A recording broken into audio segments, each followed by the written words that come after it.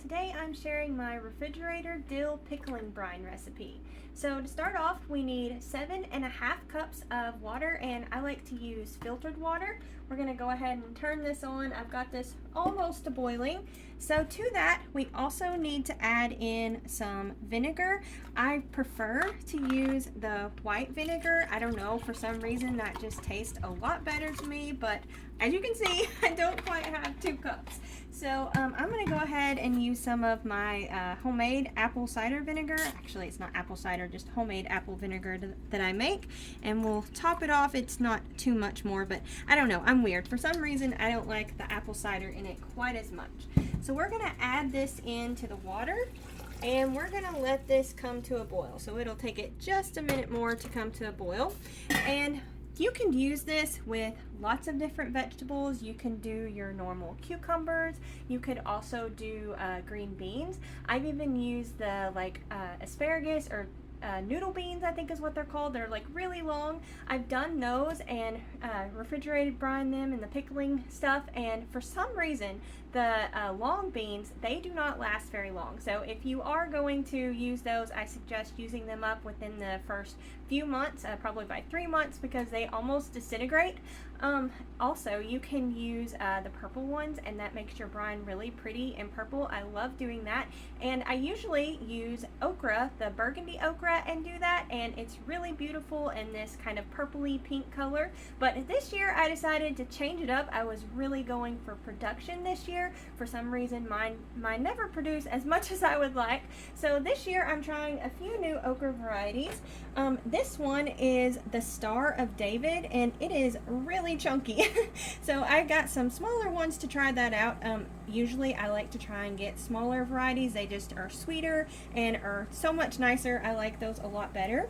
Another new one that I'm trying this year is called a heavy hitter. I got this off of Rare Seeds or Baker Creek's recipe, or not recipe, website. So I got these, and they are supposed to have like 250 okras per plant, but at the moment the Star of David is far out producing these, so I'm not 100% sure what I'm gonna like. But you can use all kinds of different things. Like I said, you could do beans, all kinds of different things. So we're going to come and wash these okras, because I have not got to that yet. But we have, I think, probably about 10 plants of okra or so, and we have already got quite a few pounds of okra off of them. So they are really productive, and if you live in the South, that is a great plant to grow. They love the heat, and they can tolerate some drought. I should have done this in here. I tried to set myself up. Okay, so thank you so much for that. Sorry, that stuff I remembered. He told me to go a different way, and I didn't listen. I realized what the sigh was about. I did it all wrong. I'm trying to say thank you for not being too mad at me. Okay, but anyway, so we're gonna wait on this to boil. Let's see, it looks like it is just about to boil. Yep, there we go.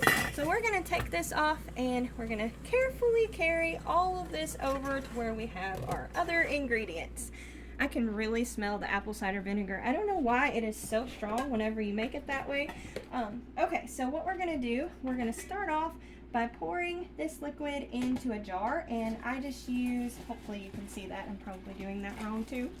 I just use like recycled pickling jars that you get in the store, like the gallon or half-gallon jars. I usually try and make at least 1 gallon a year of this because I love it so much. Now, you don't probably, it's best not to do this completely boiling. It's not completely boiling anymore, but we're going to add all of our stuff in here. So I was hoping to have dill, but whenever we had the tropical depression come through, it killed all of my dill that I had. So we're going to have to use the dehydrated dill that we got at the store here. So you can use, if you do have fresh dill, you can use somewhere between 2 to 4 heads of that. I'm just going to use this, and I think that works out to be about a tablespoon of the dried dill. So we're going to add that in, and also we need to add onions. You can use about a tablespoon of the onion powder, or you can use 2 tablespoons of minced onion, or just a small onion. Our family doesn't really like onions very much, so I'm just going to go ahead and use it this way. We don't generally have that on hand. we use peppers instead, and that's something I haven't tried. I haven't tried adding peppers in place of that yet. Okay, let's see, what else? Next up, we need to add 2 to 4 garlic cloves, and you can do that and mince that up, or you can just get this that is pre-minced in the store. It is super, super handy. I've been using this a lot. Actually, I think I'm going to use this one. I've been using this a lot with none of those fit. Okay, just a second. Let me get another spoon that will fit. My normal spoons fit. Okay, here we go. So this is just super convenient, and I have been using a ton of this with making sauces and things like that. So I'm going to add a tablespoon of that. And let's see, what else do we need to add? Next up, we have salt. And a money-saving tip, you can sometimes find this at Dollar Tree for $1 and you get a full pound. At Walmart, this is like $6 or $7 and you don't get a full pound. So if you're looking for this special Himalayan pink salt, that is super great to get it there. And we need half a cup. I think I do a little bit less than half a cup for my taste, is the way that I liked it. So we'll add that in, and I'm realizing I forgot to get a spoon to stir that, so give me just a second here. We'll grab a spoon. It's a good thing about having a canister with all your utensils right there. Really easy and quick to grab. So we'll give that a stir, and we'll put all these okras in here. Now, one thing I was a little concerned with is these Star of David okras. They are really fat, and some of them, if you let them grow, keep growing, they kind of grow more wider than they do longer. So that is something to keep in mind with these, but we're just going to go ahead and add these in here and see. I'm kind of curious to see which ones I end up liking better, but like I said, I usually do the burgundy okra, and that works out great for me. But this is super easy to do, and what you can do is you can just keep adding to it as you pick them from the garden, and it works out great. I really prefer to do refrigerator pickles versus canning them. For some reason, the okra seems to get really, really soft if you can them, and they kind of stay a little bit firmer here. So I really, really like that. And we almost don't have a whole lot more space left for more in here, but we just try and push it down, and they usually start to soak up all of the liquid and everything, and they do really good. But you can do carrots and stuff like that too, can't you? Yeah, you can do pretty much whatever you would like. Whatever you think would taste good with the dill, that would work great. And another thing is, you don't want to just like make this right off the bat, or like get some after these have cooled off in the fridge like the next day. You want to let this sit for probably at least a month, because it has to take time for all of that to infuse into the okras there.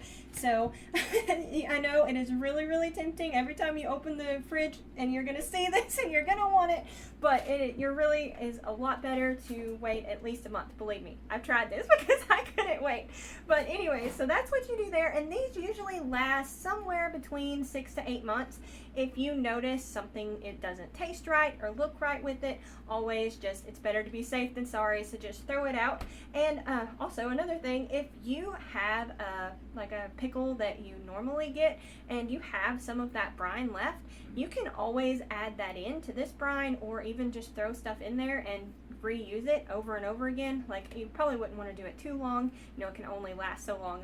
I wouldn't say probably longer than like 6 to 8 months, but that's another thing you could do if you like have a recipe there, or some that you bought in the store that you really, really like. You can just keep reusing it, and the same for this, you can keep reusing that too. So if you really, really like it, after a month you can use all of it and then fill it back up again for the winter.